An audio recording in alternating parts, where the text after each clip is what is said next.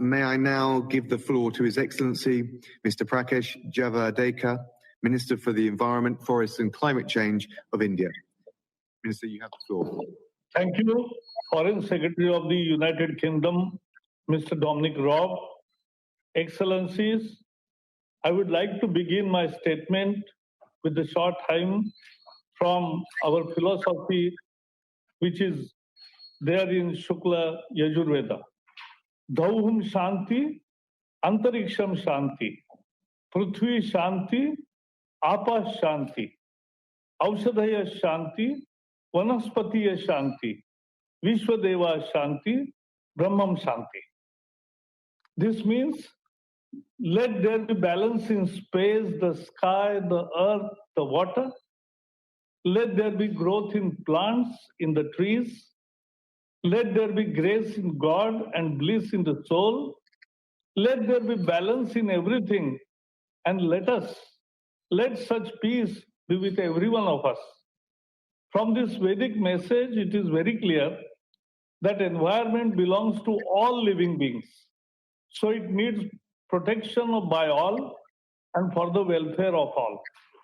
Climate change is a defining issue of our time.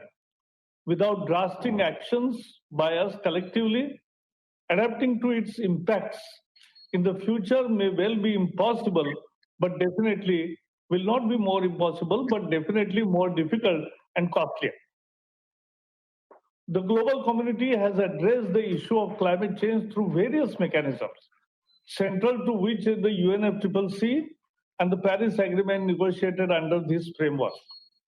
Together they present a delicately balanced global democratic effort to take climate action in a nationally determined manner based on certain fundamental agreed principles, the foremost among which is common but differentiated responsibility and respective capabilities, and which must underline all future discussions on climate change.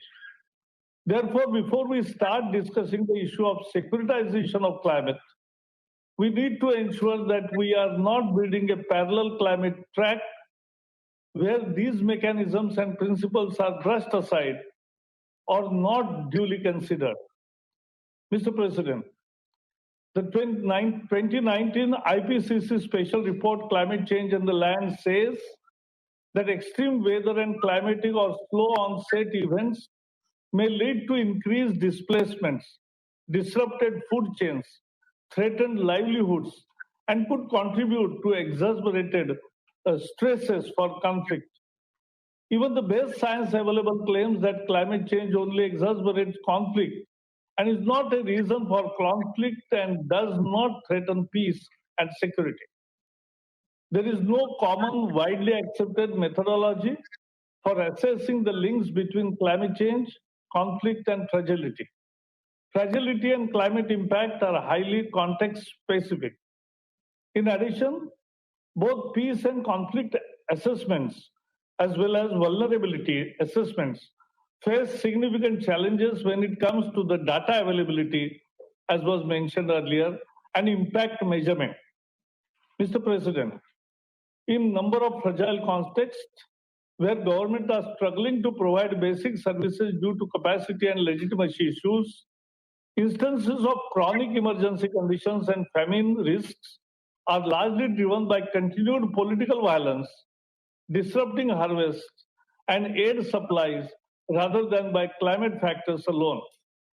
This underscores the idea that a complete picture of climate vulnerability only emerges with an assessment of states' capacity to be the primary responder to interrelated environmental, social, economic, and security dynamics. The nationally determined contributions are largely about mitigation commitments and adaptation requirements that collectively determine whether the countries will achieve the Paris goal of limiting the global average temperature increase to well below 2 degrees. Parties are nowhere required to communicate on climate-related security risk in their NDCs. Moreover, an in-depth analysis of the NDCs submitted in the first round has shown that member states see climate change as a risk to the well-being of their citizens and to some degree their economies, but never as a risk to social stability, national sovereignty, or the functioning of the state. Of the 16 countries that have submitted their updated NDCs to the UNFCCC Secretariat by October 2020, none have framed climate change as risk to peace and stability. The idea of climate change and actions should not be to move the climate ambition goal post 2050. It is important for countries to fulfill their pre-2020 commitment. That is the beginning. Climate action needs to go hand in hand with the framework for financial, technical, and capacity building support to countries that need it. While climate change does not directly or inherently cause violent conflict, its interaction with other social, political, and economic factors can nonetheless exacerbate drivers of conflict and fragility and have negative impacts on peace, stability, and security. It is for precisely this reason that developing country NDCs included information on adaptation activities and the need for finance, technology development and transfer, capacity building and transference. However, while the commitment by developed countries to jointly mobilize $100 billion per year by 2020 in support of climate action in developing countries has been central to the climate accords since 2009. The delivery on this commitment has been elusive. Mr. President, the impacts of climate change and its associated security risks have important gender dimensions. Women and girls experience the interplay between climate change and the peace and security in direct and profound ways. Since women are often providers of the food, water, and energy for their families, they are likely to face increased challenges in accessing resources due to climate change. As the primary caregivers, women are often living on the front lines of climate change and has distinct knowledge and experience to contribute to building effective adaptation strategies. There is an urgent need to promote and support the meaningful participation of women and marginalized groups in the national level climate change policy and planning processes. Mr. President, India has taken significant steps to fight climate change, and we have delivered on our commitments. Our mitigation strategies have emphasized on clean and efficient energy systems, safe, smart, and sustainable green mass urban transport network, planned afforestation, integrating green thinking across all production and consumption sectors. India is only country on track among the G20 nations to meet its climate change mitigation commitments. We are not only meeting our Paris Agreement's targets, but will exceed them. India currently has the fastest growing solar energy program in the world. We have expanded access to clean cooking fuel to over 80 million households. This is among the largest clean energy drives globally.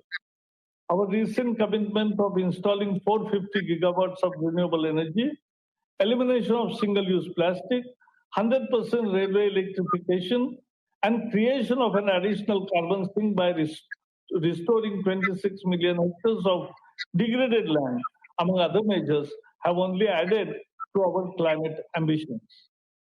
India strongly believes that the only way to generate persistent, long-term, and positive action in the climate change domain is through partnerships by undertaking collective action to make a lasting and sustainable impact.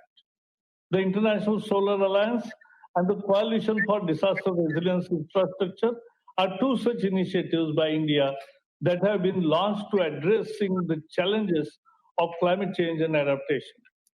Mr. President, there is a significant opportunity for countries to integrate low carbon development in their COVID-19 rescue and recovery measures and long-term mitigation strategies that are scheduled to be announced for the reconvened 26th session of COP in 2021. To better integrate climate change adaptation and peace building, we would suggest the building of robust governance structure at the local, national, and regional levels to address climate and fragility-related risks. This not only improves public perception of government legitimacy, but also shores up capacity of states to address climate risks before they become fragile. Donor countries should provide greater financial, technological, and capacity building assistance to help fragile states to put in place necessary adaptation and mitigation strategies to combat the impact of climate change. Mahatma Gandhi once said that there is enough for everybody's need, but not for everybody's greed. Let us then make the transition to a more climate-friendly lifestyle by adapting to a low-carbon development pathway based on our needs and not on our greed. Let us view climate change as a wake-up call and an opportunity to strengthen multilateralism and seek equitable and inclusive solutions to live a greener, cleaner, and sustainable world for our future generations. Sarve bhavantu sukhina, sarve santu niramaya, sarve bhadrani pashyantu, ma kaschid dukkha bhak bhavet. Om Shanti, Shanti, Shanti. Means, may all sentinel beings be at peace. May no one suffer from illness. May all see what is auspicious. May no one suffer. Please, peace, peace, peace. I thank you, Mr. President. Thank you, Your Excellency, for that powerful contribution and amongst the many different things you're doing for India's efforts on solar and disaster relief.